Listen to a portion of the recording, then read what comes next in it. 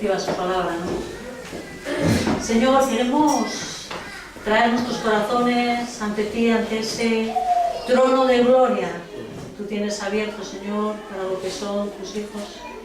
Señor, venimos a pedirte que nuestros corazones sean abiertos, que las mentes, Señor, de cada uno de nosotros estén dispuestas a tu palabra, Señor.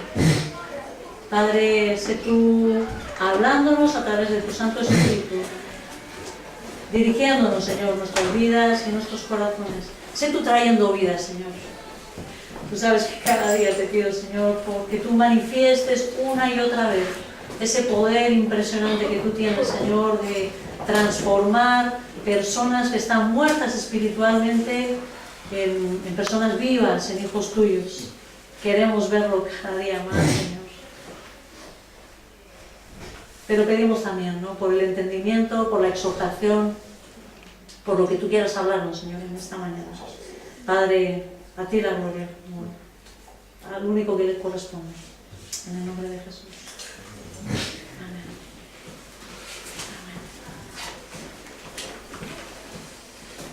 Amén. Sigo con la serie La libertad del cristiano, esta serie que he comentado ya varias veces, ¿no?, con el objetivo, digamos, de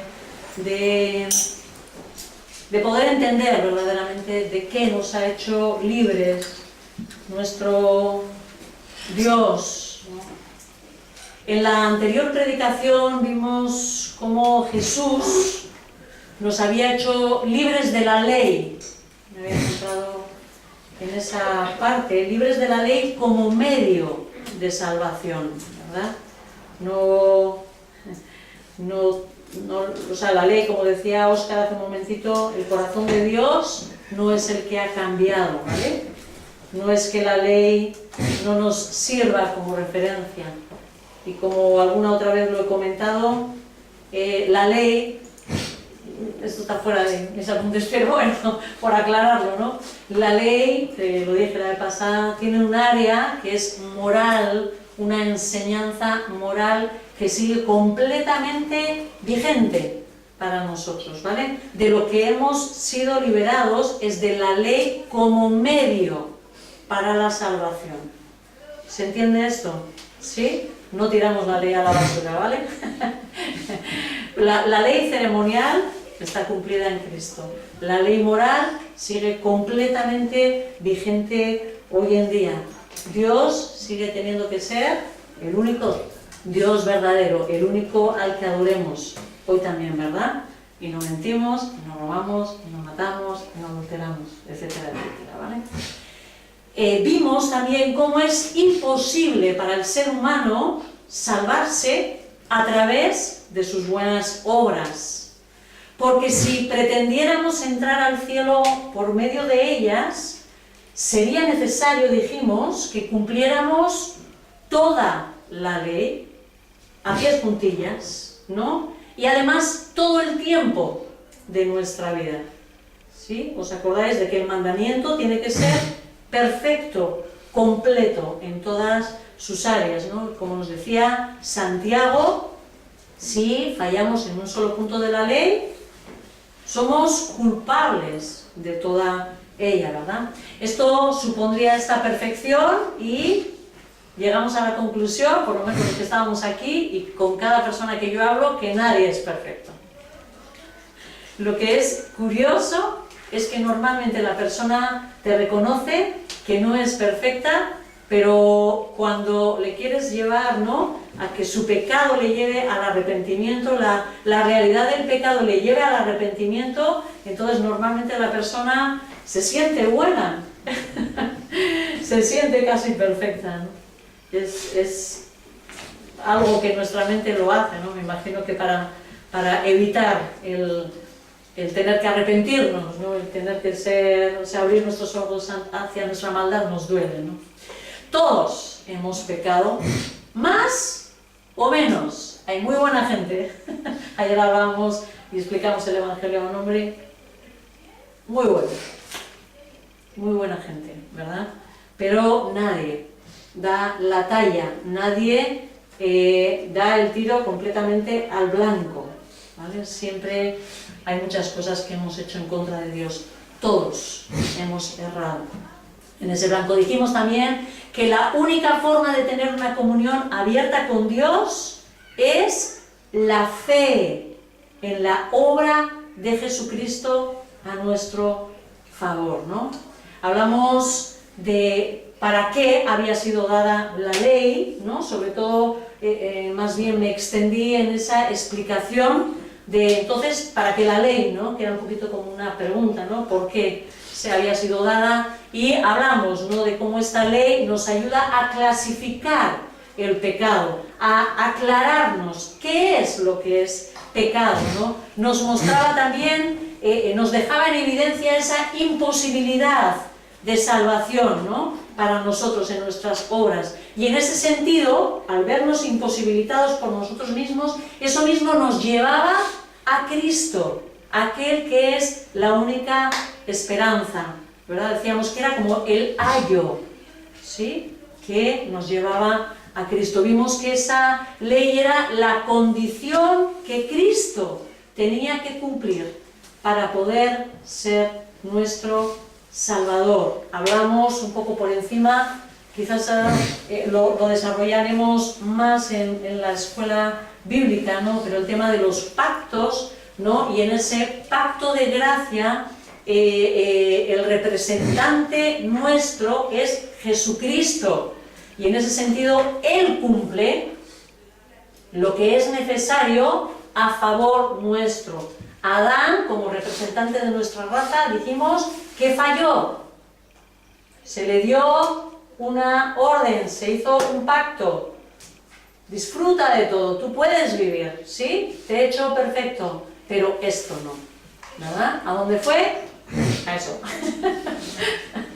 ¿Sí? Y como consecuencia también, siendo nosotros descendientes de esa raza, y Él como nuestro representante, nacemos, ¿sí?, con esa tendencia ya a ese pecado. Alguno dice, ah, bueno, no, si me hubieran puesto a mí, si te hubieran puesto a ti, seguramente hubiera sido exactamente lo mismo, ¿verdad? Hoy quería hablar de algo relacionado con esa ley. Como consecuencia de la predicación del Evangelio, ¿estáis conmigo? Los veo súper despistados ahí detrás. Como consecuencia de la predicación del Evangelio, hubo gente que se sumó a la iglesia, gente que fue apareciendo a la iglesia, confesando con su boca que Jesucristo era su Señor. Mucha gente llegó a la iglesia, pero como judíos que eran, porque entendamos que la predicación al principio, ¿a quién fue dirigida? ¿A quién? A los judíos. ¿Sí? En un principio la predicación fue a los judíos. Pablo era judío, Mateo, judío, ¿sí? Los discípulos, los apóstoles, judíos, ¿no? Y muchos otros también escucharon, llegaron a confesar con su boca, se sumaron a esa iglesia y no entendiendo verdaderamente el mensaje de libertad que Cristo traía, ellos pensaron que debían de seguir sujetos a cosas concretas que mandaba la ley. ¿Me explico? Personas que con su boca confesaban que Jesucristo era su Salvador, ¿sí? Personas que creían que de alguna forma Cristo y la obra de Cristo efectivamente redundaba a su favor. Pero esas personas todavía seguían sujetas, creyendo que había cosas que tenían que seguir haciendo de su anterior religión, el judaísmo. ¿Sí? ¿Me explico? ¿Sí? Gente con todavía prácticas sujetas que de antes, ¿no? Anteriores, de sus creencias anteriores. A estas personas se le llamaban judaizantes, pero estaban dentro de la iglesia, ¿sí? Eran llamados también cristianos o estaban entre ellos como aparentes cristianos, ¿no? estas personas en realidad no habían entendido la gracia. Es decir, la expresión de amor y perdón que Dios había decidido conceder a los suyos por la fe, como un regalo inmerecido. Vuelvo a decirlo. Os siento los rostros como despistados. ¿Sí? A ver. ¿Qué es lo que significa la gracia? ¿Quién me puede decir qué es lo que significa la gracia? Favor inmerecido. Un favor inmerecido. Muy bien. ¿Sí? Si es inmerecido, ¿verdad? No tiene más vuelta de hoja. Se trata de algo que efectivamente no merecemos, pero se nos otorga, ¿vale? Entonces, estas personas no habían entendido de que la obra de Jesucristo es un regalo que no merecemos, es decir, nosotros no podemos llegar a hacer algo, ¿no?, que merezca la pena delante de Dios, que Dios valore como algo positivo, que nosotros sumemos a la obra de Cristo. Dice la palabra que la obra de Cristo es perfecta, una sola vez, ¿verdad? Y eso no tiene nada que añadir, es algo completo.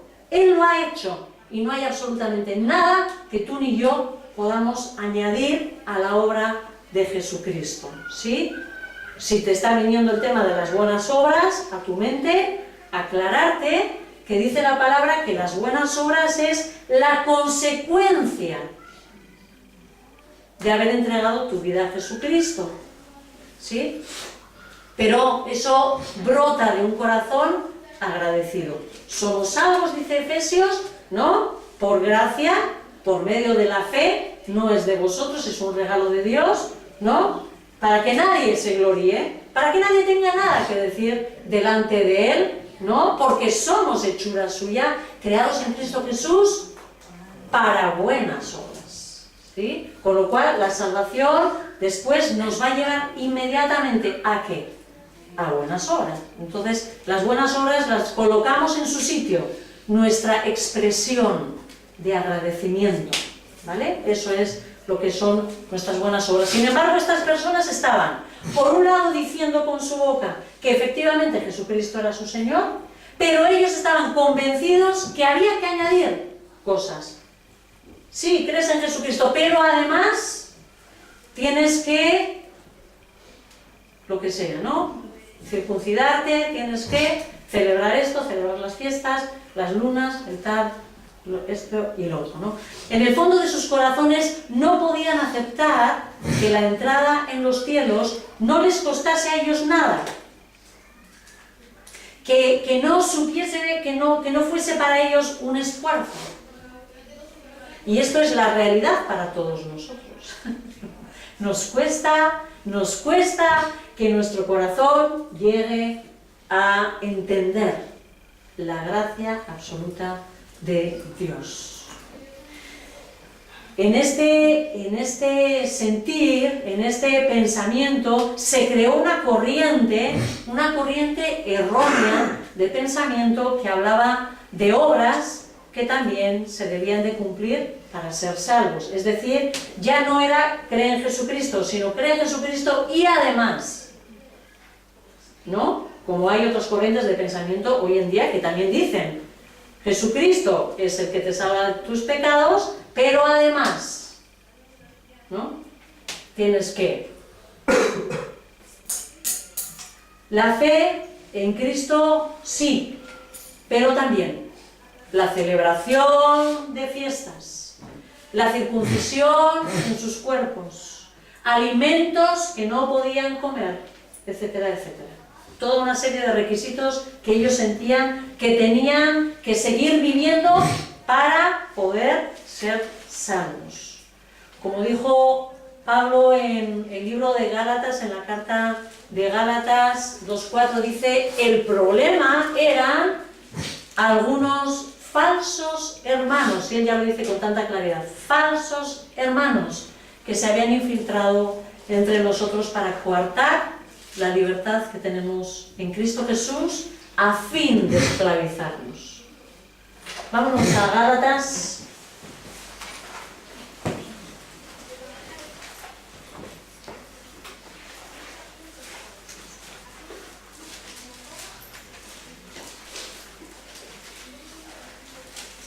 Y en el capítulo 4 vamos a leer las partes, digamos, que están más relacionadas con esto que estoy diciendo, ¿vale? Lo que sí me gustaría nuevamente es que no mirásemos esto como algo totalmente ajeno a nosotros, porque como aquí no hay judíos, ¿verdad? Entonces, bueno, esto me suena poco a rollo patatero, ¿no? Pues lo que sí os pediría es de que nuestras almas y nuestros corazones estén delante de Dios, preguntándole a Dios, a ver si en algún momento yo estoy sintiendo o estoy teniendo la tendencia de sentir que tengo que añadir algo a lo que Jesucristo ha hecho. Y eso es mucho más común de lo que podemos imaginarnos. Esa es la tendencia de nuestros corazones. Intentar añadir algo a la obra de Jesucristo, ¿no? Vámonos en el capítulo 4, versículos, leemos primero del 8 al 11, luego vamos a saltar al capítulo 5. Del 8 al 11 dice así: antes, cuando no conocíais a Dios, erais esclavos de los que en realidad no son dioses. Pero ahora que conocéis a Dios, o más bien, que Dios os conoce a vosotros, ¿cómo es que queréis regresar a esos principios ineficaces y sin valor? ¿Queréis volver a ser esclavos de ellos? Seguís guardando los días de fiesta, meses, estaciones y años. Temo por vosotros que tal vez me haya estado esforzando en vano, ¿sí? El temor de Pablo era haber enseñado a esos hombres y de repente estos hombres comienzan a guardar y mantener las fiestas, las tradiciones de los judíos, ¿no? Si saltamos al capítulo 5, del 1 al 12, vamos a leer, sigue Pablo, ¿no?, en este mismo pensamiento, ¿no?, diciendo así: Cristo nos libertó para que vivamos en libertad. Por lo tanto, manteneos firmes y no os sometáis nuevamente al yugo de la esclavitud. Escuchad bien, yo, Pablo, os digo que si os hacéis circuncidar, Cristo no os servirá de nada. De nuevo declaro que todo el que se hace circuncidar está obligado a practicar toda la ley, ¿sí? Si estás bajo la ley, estás bajo la ley. Y si estás bajo la gracia, estás bajo la gracia. ¿Me explico? ¿Piensas que las cosas van por obras? Déjale a Cristo. O sea, sométete, intenta ser perfecto. Es igual, vas a ir al infierno, ¿sí? Pero si vas a ir a Cristo, vas a confiar a Cristo, suelta las obras. No hay una salvación a medias, ¿verdad? Aquellos de entre vosotros que tratáis de ser justificados por la ley, ¿sí? Los que estáis intentando ser justificados por la ley, habéis roto con Cristo, habéis caído de la gracia. Y no está hablando de una pérdida de la salvación, de lo que está hablando es de no tener el entendimiento de las bases de la gracia claras. Hasta ahora yo os estaba predicando, ¿no?, Pablo, ¿no?, el corazón de Pablo, de lo que es la gracia, qué es vivir en la gracia. Vivir en la gracia es vivir completamente convencidos de que el único medio de salvación es nuestro Señor Jesucristo y lo que Él hizo en la cruz. No hay nada que añadirle. La persona que le añade algo no está en la gracia, ha caído de la gracia, sale de la gracia. ¿Me explico? Esa persona no puede permanecer en la gracia, no puede recibir la salvación porque se necesita la gracia, ¿sí? Si en tu corazón hay algo que tú crees que se le añade a la obra de Cristo, no conoces la gracia, no estás en la gracia, no eres creyente, es lo que te estoy diciendo, es lo que está queriendo transmitir Pablo. Es en vano todo lo que has escuchado, es en vano que digas que crees en Jesucristo, porque en el fondo tu confianza está en ti, ¿sí? Sigue el versículo 5. Nosotros, en cambio, por obra del Espíritu y mediante la fe, aguardamos con ansiedad la justicia, que es nuestra esperanza, ¿verdad? Por la fe y en el Espíritu. En Cristo Jesús, de nada vale estar o no estar circuncidado. Es algo externo, son obras externas. Lo que vale es la fe, que actúa mediante el amor. ¿Sí? Por fe, que actúa mediante el amor. Por esa fe, el amor de Dios invade nuestros corazones a través de ese Espíritu Santo, llenándonos, ¿verdad? Marcándonos como propiedad de Él. Vosotros estabais corriendo bien. Está hablando a una comunidad. No sé si me explico. Cuando en muchas de las cartas se habla y se hace exhortaciones para, ¿cómo decir?, para que la gente discierna o piense qué es lo que está haciendo, la idea es que entre ellos siempre hay personas que no son creyentes. ¿Sí? Entonces la exhortación, él está hablando como que el movimiento en general, la iglesia, iba bien. ¿Quién os estorbó? Dice, ¿no? Para que dejarais de obedecer a la verdad. Es una exhortación general. Hay personas que no habían entendido la gracia y se estaban atando, digamos, a las obras, y otras que verdaderamente sí. Lo que pasa es que estas que en el fondo de su corazón no habían entendido por completo la gracia, se les empieza a ver cuando hay este movimiento de judaizantes y se suman a ello, ¿no? Tal instigación no puede venir de Dios, que es quien nos ha llamado. No es algo que proviene de Dios. Fijaros que estamos hablando de la circuncisión, ¿vale?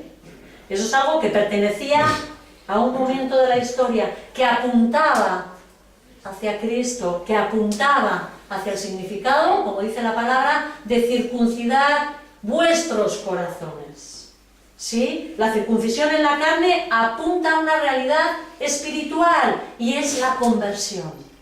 La circuncisión de vuestros corazones, en las que habla Pablo en otras partes de las Escrituras, ¿no? Dice, un poco de levadura fermenta toda la masa. Y de lo que está hablando es que cuando uno empieza con una mentira, con un movimiento engañoso, con un pensamiento, ya sabes que es que Cristo ya, pero... Y ya alguien empieza, ¿no?, a entrar, taca, con un pensamiento, con una enseñanza que no es correcta. Dice, es que eso al final acaba influyendo a todos. Por eso dice, un poquito de levadura acaba leudando toda la masa. Yo por mi parte confío en el Señor, que no pensaréis de otra manera. Pablo está ahí en esa lucha, ¿no?, de que ellos se mantengan, ¿no?, en lo que es la verdad. El que os está perturbando será castigado, sea quien sea. ¿Sí? Hay que erradicar la falsa enseñanza dentro de las iglesias. Esto es algo fundamental. ¿Sí? Cuando surja, o si surge, personas, digamos, instigadoras, con cosas que son heréticas, que son herejía, que sacan a las personas de la verdadera, de la verdad, ¿no?, de la verdadera palabra, Pablo con contundencia dice, a ese se le va a sacar, se le va a castigar. El castigo es una expulsión, ¿verdad? Dice, hermanos, si es verdad que yo todavía predico la circuncisión, parece que le estaban diciendo que Pablo mismo lo enseñaba. ¿Por qué se me persigue? Si tal fuera mi predicación, la cruz no ofendería tanto, ¿sí? Si él mismo en su enseñanza se metiese y enseñase lo que la gente quiere oír, entonces no sería tan ofensiva la cruz. Ojalá que esos instigadores acabaran por mutilarse del todo. Sí, la ira de Pablo, santa por guardar su congregación, acaba diciendo, ojalá que se corten lo que se tenga que cortar, que acaben mutilados, ¿verdad? Tanta circuncisión, ¿no? Ahí vemos el corazón de Pablo, ¿no? Enfadado contra aquellos que están metiendo falsas enseñanzas, queriendo añadir, haciendo de alguna forma que esa verdad de Jesucristo tan pura, tan poderosa, ¿no?, se le añada cosas, ¿no? Dice, cuán importante es entender bien el mensaje de la salvación el mensaje del Evangelio de la gracia de Dios. Es súper trascendente. Hay personas que igual dicen, no, pero si igual le añadimos un poquito de esto para que a la gente lo escuche. Es que cuando hablas de la palabra pecado todo el mundo se va. Pero esa es la forma de la salvación, ¿no? ¿Para qué quiero gente dentro de la iglesia si son gente que no ha entendido el mensaje de salvación? Me van a traer cosas que están mal. Necesitamos una verdad, y la verdad proclamada dentro de la iglesia. Cuando yo voy a exponer el Evangelio, yo no puedo ir diciendo cosas que no dice la palabra, ¿no? ¿Qué predicaba Jesucristo? Arrepentíos, porque el reino de los cielos ha llegado. ¿Qué vamos a predicar nosotros? Arrepiéntete, porque Jesucristo viene pronto, o porque tú vas a tener que ir a dar cuentas delante del trono de Dios, y eres culpable. Eso es lo que tenemos que predicar, sin más ni más. ¿Por qué? Porque no hay nadie que se pueda convertir si no es consciente de que tiene que arrepentirse de sus pecados. Si un corazón no es consciente de que está en contra y es enemigo de Dios, ese corazón no va a necesitar un Salvador. ¿Un Salvador para qué? ¿De qué se tiene que salvar? Si no está entendiendo que está condenado. ¿Me explico? Necesitamos una consciencia del pecado, aunque creamos que eso le aleja a la persona, es la única verdad que le va a poder llevar a arrepentirse en su corazón y poder llevar a esa salvación.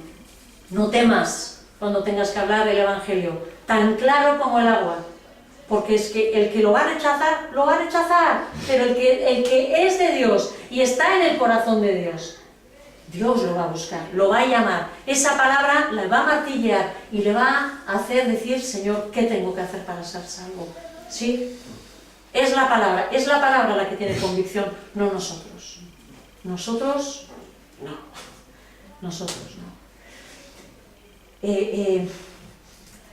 El mensaje muchas veces se parece, ¿sí? Y escuchamos cosas que se parecen. Se habla de Cristo y de que Él salva. Ellos también hablaban de que Cristo también salva, ¿verdad? Pero se distorsiona partes importantes de Él. Y entonces lo hemos estorbado, lo hemos estropeado. Fijaros qué es a lo que podemos llegar a convertir un evangelio cuando hemos añadido cosas que no corresponden y que no son bíblicas. Gálatas capítulo 1, versículo 6, y vemos a Pablo, ¿no?, que tiene en realidad este dolor en su corazón en todo el escrito de esta carta. Dice así: me asombra que tan pronto estéis dejando a quien os llamó por la gracia de Cristo para pasaros a otro evangelio. No es que haya otro evangelio, sino que ciertos individuos están sembrando confusión entre vosotros y quieren tergiversar el evangelio de Cristo. Pero aún si alguno de nosotros o un ángel del cielo os predicara un evangelio distinto del que os hemos predicado, que caiga bajo maldición. Fijaros que esto es fuerte, que sea anatema.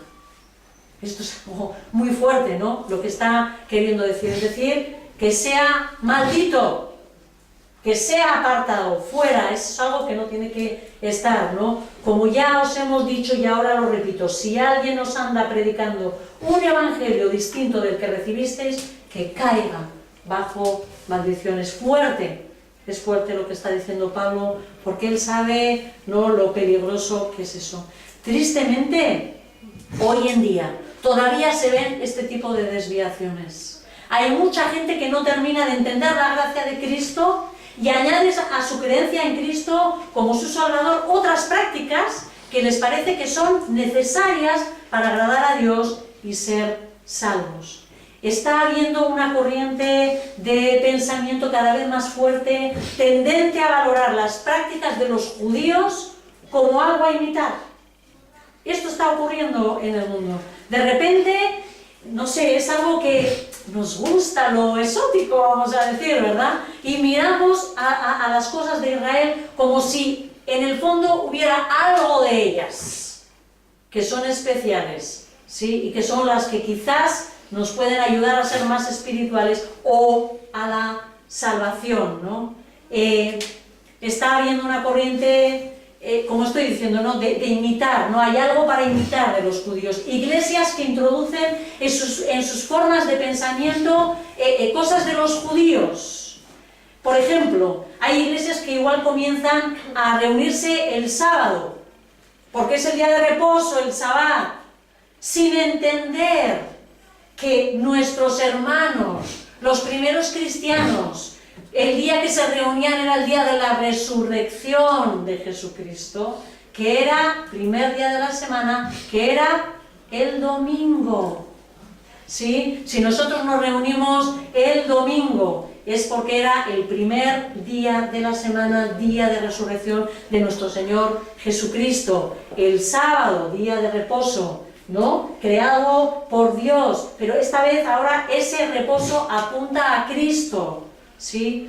Hablan del aceite de la unción, como, que te lo he traído de allí, de Israel, esto me lo pongo como que ya estoy sanado, y le damos el poder al aceite, y se lo hemos quitado a Dios, ¿sí? Y creemos que porque me he puesto aquí el aceite de la unción, voy a tener que ser, y además, si me dicen que ha sido, no sé, bendecido o no sé qué en Israel, pues bueno, ya no te digo, o sea, de fijo que se me ha quitado la jaqueca según me lo he puesto aquí, ¿no?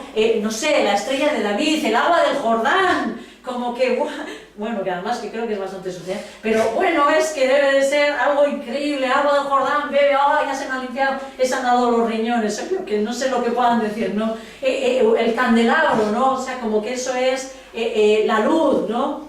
Intentan bautizarse, personas que quieren hacer viajes para ir a bautizarse al Jordán, porque es como más emocionante, pero ¿en quién estás pensando? No sé, o sea, tenemos claro el concepto de que, o sea, lo maravilloso es ese testimonio que yo estoy dando delante de aquellos que me conocen. No en el Jordán, en el quinto pimiento, como decimos aquí, no, que no te van a ver, no sé. O sea, hablo aquí a aquellos que te conocen. ¿Para qué sirve el bautismo? Para que la gente que te ha conocido vea y dé testimonio, y tú le estás diciendo, yo he muerto con Cristo, he resucitado con Él, soy una nueva criatura, y la persona te vea y ya sabe que va a decir, ya lo vamos a ver, ¿verdad?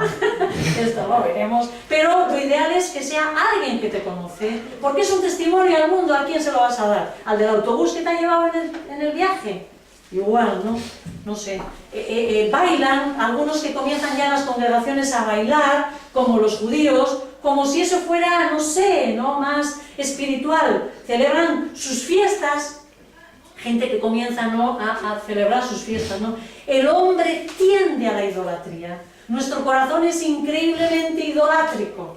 Necesitamos cosas, necesitamos aspectos externos, ¿no? Eso de que Dios nos diga, nos haya dicho que no podemos hacernos imagen de Él, nos ha matado, vamos, porque con lo que nos gustan los hombres, las imágenes, las figuras, las cosas donde arrodillarnos y sentir que hay algo mágico, la Biblia abierta en nuestras casas, el Salmo 91 abierto, como que la bendición viene de esa página.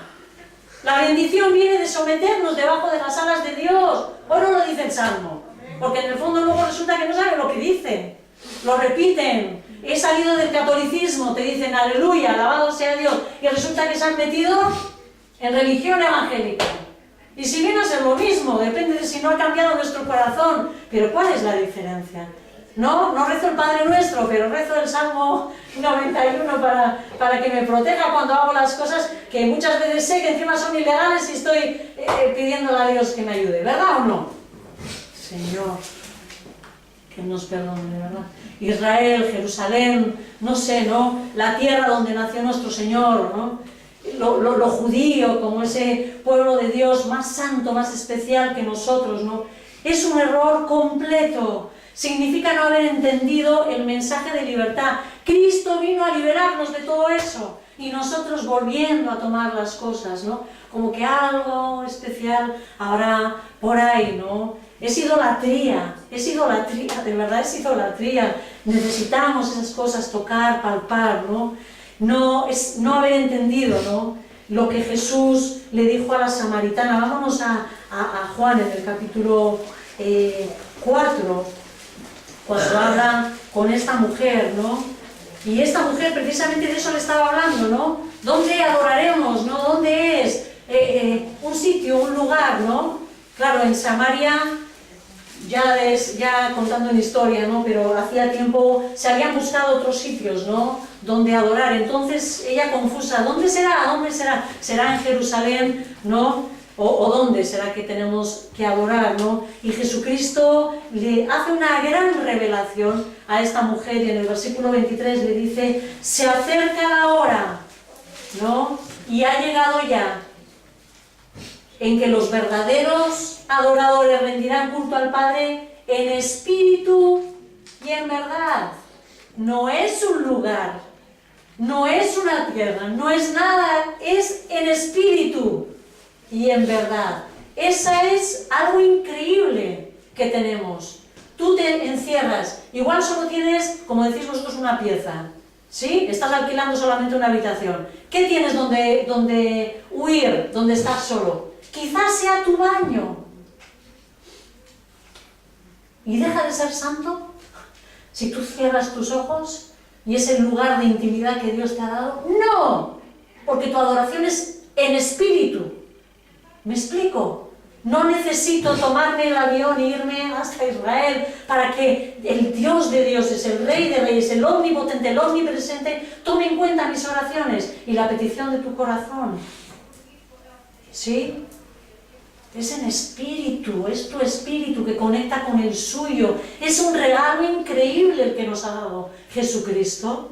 Nos ha liberado de todo eso y nosotros volvemos a querer, no ese local. Nosotros le llamamos el local, yo muchas veces le llamo el local porque para precisamente diferenciar. Nosotros somos la iglesia y esto es un local. Nosotros somos su iglesia. Cristo ha muerto por nosotros, no por este sitio. Y ha habido personas que decían, no, cuando haya un local, ¿no?, cuando haya la iglesia, entonces voy. Tú dices, pero bueno, eso es un sitio donde reunirnos. ¿Y si es en mi casa? ¿No te parece que eres iglesia? ¿Qué pensarán nuestros hermanos perseguidos? ¿Tendrán que necesitar un local? ¿Será que Dios está más lejos de ellos por eso? Dios es espíritu y quienes lo adoran deben de hacerlo en espíritu y en verdad. Esa es la realidad de que nuestro Señor Jesucristo nos ha liberado de espacios, de limitaciones. Tenemos toda la libertad, incluso nuestros hermanos tienen toda la libertad, porque lo único que tienen que tener es cerrar sus ojos y estar en su presencia. Pablo había entendido esto perfectamente. Él sabía el riesgo que se corría si se tergiversaba el mensaje. Por eso advierte a los filipenses contra estas cosas, ¿no? Mirad, en la carta a los filipenses se ve también, ¿no?, ese peligro de algunos que podían tener su confianza en las cosas externas. Filipenses 3. Ayer veníamos en la furgoneta aprendiendo un versículo, no sé si tomarlo o repasar. Nosotros somos la circuncisión, ¿os acordáis algunos? ¿Sí? Bueno, pero voy a leerlo desde el versículo 2 hasta el versículo 7 y entendemos un poquito este pensamiento de Pablo y la forma de, o sea, lo que él estaba queriendo transmitir. En este punto Pablo precisamente está también advirtiendo a los filipenses contra estos judaizantes y dice así: cuidaos de esos perros. Y dice, uy. Sí, así lo dice, así de claro. Cuidaos de esos perros, cuidaos de esos que hacen el mal, cuidaos de esos que mutilan el cuerpo, porque la circuncisión somos nosotros. ¿De quién está hablando? De una congregación en Filipos. ¿Dónde estaba Filipos? A ver, los de los mapas, los de las células, ¿dónde estamos? ¿Dónde estaba Filipos? Europa. Macedonia, norte de Grecia, una congregación gentil, una congregación con mucho ciudadano romano, ¿sí? No había prácticamente judíos, no había ni siquiera sinagoga en esta ciudad, ¿verdad? Las mujeres, dice, que eran temerosas de Dios. ¿A dónde se iban a orar? Al río. Esos eran sus cultos de oración. El río, al lado del río, ¿sí? Donde Pablo va a compartir el Evangelio y comienza a hablar a Lidia, etcétera, etcétera, y estas mujeres se convierten y comienza la iglesia, ¿no? Dice así, porque la circuncisión somos nosotros, y lo está hablando a gentiles, puros gentiles, los que por medio del Espíritu de Dios adoramos, ¿sí? A eso apunta la circuncisión, a un corazón entregado, a un corazón circuncidado, a un corazón que se ha erradicado el mal de él, por obra de ese Dios. Y nos enorgullecemos ¿en qué? En las cosas que hacemos, en nuestra circuncisión, en nuestro no sé qué, capacidad de festiva, de fiesta, de bailar como los judíos. No, nos enorgullecemos en Cristo Jesús. Él es suficiente y no ponemos nuestra confianza en esfuerzos humanos. No es lo que nosotros hagamos. La circuncisión son aquellos que tienen claro en su corazón que la salvación y todo el mérito es ¿de quién? De Cristo. No esfuerzos humanos. Yo mismo tengo motivos y Pablo lo que empieza es a decir, ¿hay alguien que quiere presumir de lo que es? Yo tengo motivos. Y empieza a presentar sus credenciales, Pablo. Tengo motivos para tal confianza, si fuera por eso, ¿sí? Por las cosas externas. Dice, si cualquier otro quiere tener motivos para confiar en esfuerzos humanos, yo más. Circuncidado al 8º día, como todos los judíos, ¿verdad? Del pueblo de Israel, de la tribu de Benjamín, hebreo de pura cepa. En cuanto a la interpretación de la ley, fariseo, era un hombre estudiado, ¿verdad? Dice, en cuanto al celo, perseguidor de la iglesia. En cuanto a la justicia que la ley exige, intachable. Sin embargo, ¿qué? ¿Presume de todo lo que tiene? ¿Tiene la confianza en que todo eso le puede servir para algo? No, dice, sin embargo, todo aquello que para mí era ganancia, ahora lo considero pérdida por causa de Cristo. Lo que está diciendo es, no me vale nada. Tengo dos columnas, ganancias y pérdidas. Todo lo que aquí estaba como ganancia, agarro, lo borro, los de la contabilidad, los que sabéis, tiqui, taca, taca, taca, borro todo esto, pérdidas. Aquí lo apunto, todo esto no me sirve, me alejaría de Cristo. Si yo diese valor a lo judío, si yo doy valor a la circuncisión, si yo doy valor a ese celo perseguido, si yo haría todo eso y lo tuviese como algo válido, me alejaría de Cristo. Sin embargo, todo eso lo tengo como pérdida por ganar a Cristo. Y apunto con mayúsculas, Cristo en la columna de ganancias, ¿verdad? ¿Qué hacen estas personas en la iglesia? Son aparentes creyentes, llenos de normas religiosas y apariencia. Son personas religiosas, pero no salvas. No han sido hechos libres de sus pecados, de su dependencia de la ley o de otros ritos o creencias. Sí, está todavía su corazón atado a cosas que son obras, cosas externas todavía, ¿no? En el fondo de sus corazones todavía están atados a esas normas y creen que su buen comportamiento, haciendo esto y esto, ¿no? Ellas van a ser aceptos delante de Dios. Dios les va a aceptar a través de esas buenas cosas. Sin embargo, el creyente es acepto ¿en quién? En el amado. Aceptos en el amado somos nosotros. Nada de nuestras cosas. Son personas que se sienten buenas. Son personas que quizás dan, pero mejor si lo sabe alguien, ¿verdad? Que oran, pero con la intención de destacar. Que ayunan, pero no en lo secreto, sino que están todo el día hablando de sus ayunos. Y hay personas, perdonadme, creo que es tan o sea, válido, precioso el ayuno, con un buen corazón, con una intención limpia. Pero hay aquellos que están todo el día hablando del ayuno, del ayuno, del ayuno, del ayuno, sintiendo que si lo hacen con ayuno, presionan, oh, le torcen así el brazo a Dios y se lo sacan, que le saco lo que quiero, ¿verdad? Va a tener que darme lo que yo quiero. Y hablan a todo el mundo.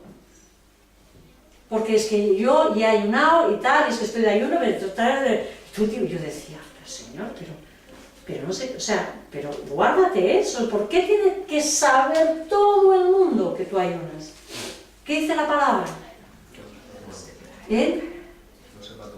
Que no sepa tu mano derecha lo que hace tu izquierda, que ayunas, qué bueno, de verdad, y que lo hagas con una buena intención. Pero, ¿cómo dice Jesús? Arregla tu rostro, que nadie sepa lo que, o sea, es algo que tú se lo brindas en intimidad a tu Señor, no tienes que proclamarlo por todos los lados, ¿no? Porque en el fondo te sientes más bueno que los demás, ¿no? Son gente que juzga continuamente a los demás y los menosprecia en un sentimiento al final igual como que no son tan espirituales, ¿no? Como ellos, ¿no? No somos tan buenos, ¿no? Como dice Jesús cuando nos advierte sobre los fariseos, ¿no?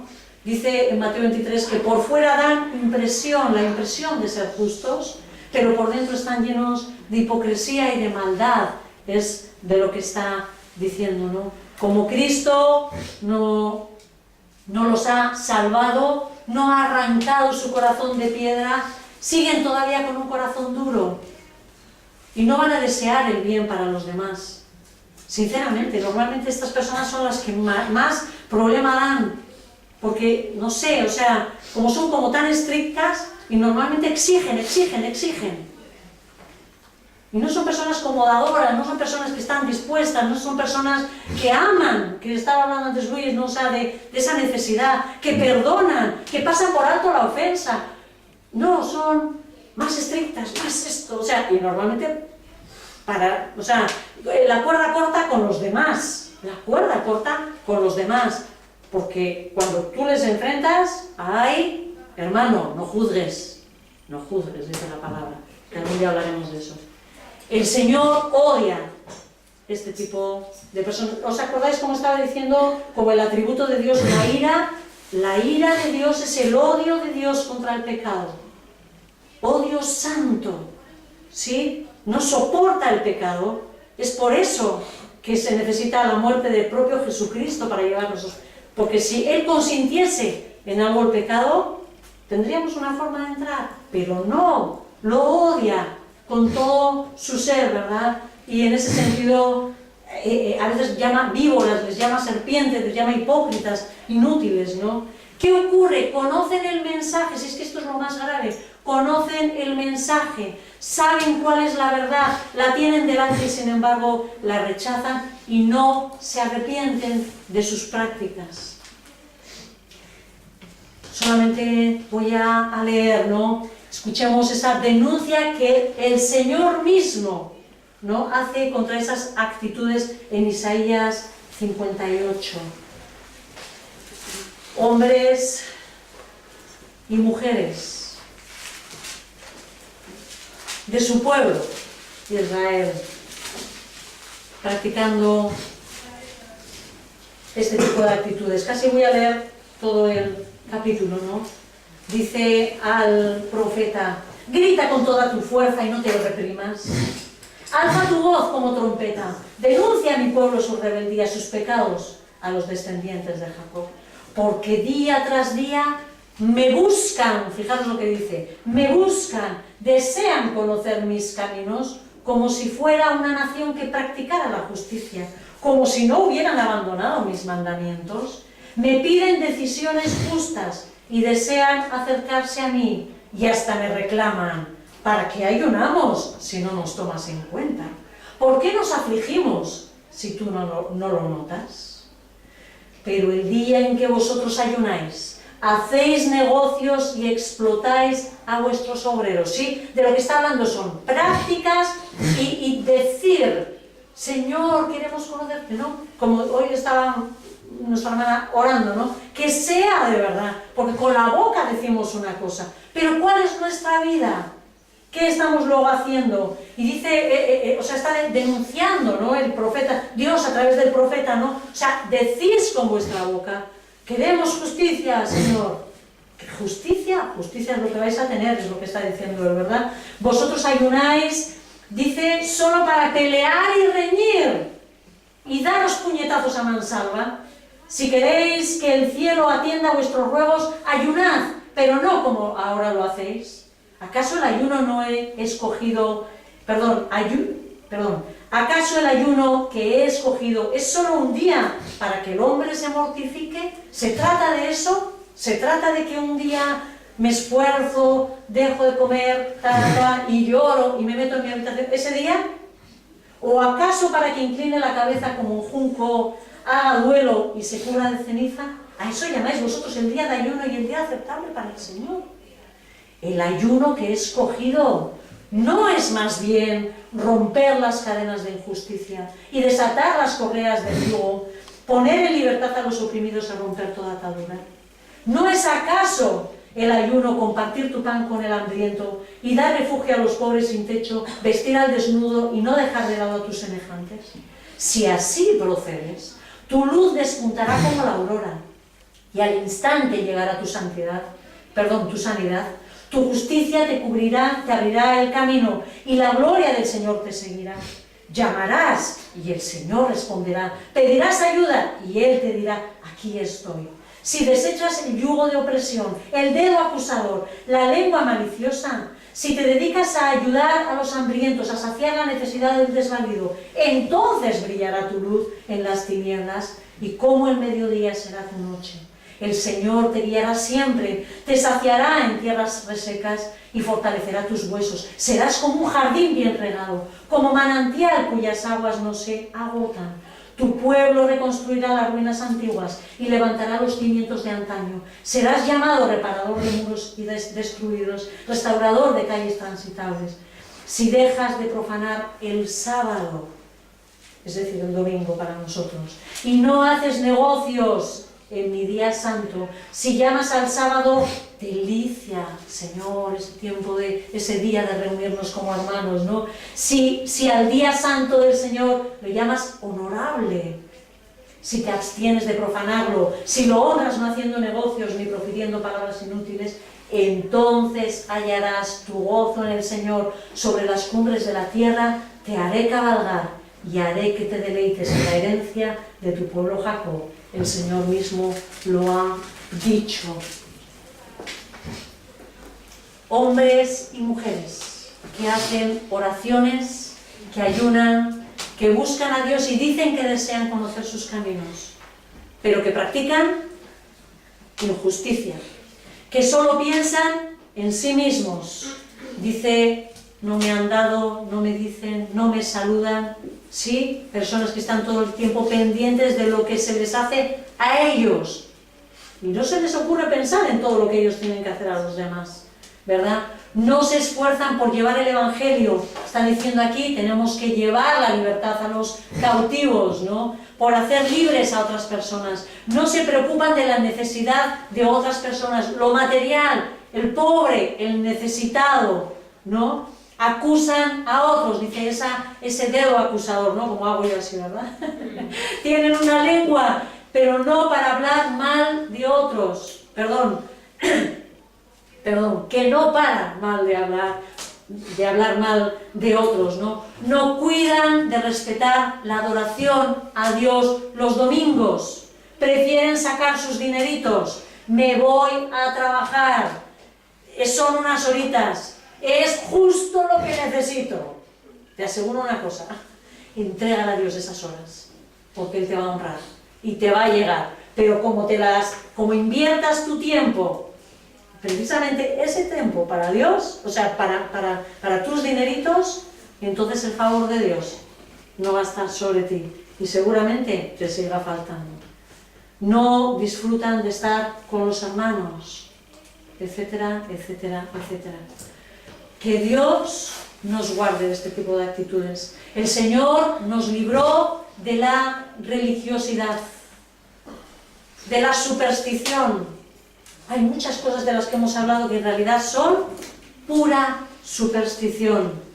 Y fijaros que la superstición viene de cosas paganas, de aquellas personas que temían a los espíritus malos. Si hago esto, me pasará no sé qué. Si levanto el taja y se me ha caído la Biblia, no sé lo que será eso. La sal, Por favor, ¿en quién creemos? Nuestro Dios es soberano, está sentado en su trono. Déjale a los espíritus que tienen su trabajo que hacer en contra nuestro. Y ellos sí que lo hacen bien, mejor que nosotros, ¿verdad? Que Dios nos guarde, que nosotros estemos mirándonos a nosotros mismos y mirar si estamos en el camino correcto, en la fe correcta, en la práctica correcta de las buenas obras, pero unas buenas obras que fluyen de la verdadera conversión. ¿Está nuestro corazón manchado de hipocresía? Me importa dar una imagen, pero mi corazón no demuestra el amor profundo por Dios, por su pueblo. Invierto más fuerza, más energía, más tiempo, más dinero en mí mismo y en mis intereses que en Dios, que en su obra, que en su pueblo. Si en el fondo sabes que es así, arrepiéntete, que tienes tiempo, ¿no? Si estás atado a esas supersticiones, suéltalas. Dios es soberano. Arrepiéntete. No estés pensando, ¿no? Las cosas, el viernes, no sé cuántas, otro tipo de cosas que son puras supersticiones, pero metidas dentro de la religión evangélica. Pero también son supersticiones, que lo soltemos, que nuestro Dios es todopoderoso. Él es el que tiene todo bajo su control, es a Él al que tenemos que servirle y adorarle, y nuestros corazones rendidos a Él. La obra de Cristo es suficiente, no hay absolutamente nada que añadir a esa obra perfecta, ¿sí? Otra cosa es lo que luego va a demandar de nosotros: buenas obras, fruto del amor, fruto de la presencia de nuestro Dios en nuestras vidas. Eso es otra cosa, ¿sí? Pero la salvación, que no le añadamos nada a la obra de nuestro Señor. Oramos. Dios, perdónanos, Señor, cuando nuestros corazones, Señor, han pensado, ¿no?, que hay cosas que nosotros, no sé, quizás tendríamos que añadir a la obra de tu Hijo Jesús. Padre, clamarte, oh Dios, ¿no?, que nuestros corazones y nuestras mentes sean limpias, que tú nos ayudes, oh Dios, a desechar todo ese tipo de pensamiento, que tú traigas convicción clara a los corazones de que solo la obra de tu Hijo es suficiente, pura, todo lo que se necesita para tener una relación contigo. Señor, ayúdanos, oh Dios, a quitarnos esas supersticiones, Señor. Nosotros sabemos que tú amabas a tu pueblo, Señor, pero que no quieres que nos quedemos en lo externo, sino que lo especial de ellos eras tú. Y ahora te tenemos a ti, Señor, y tú nos has amado, Señor, y tú nos has rescatado.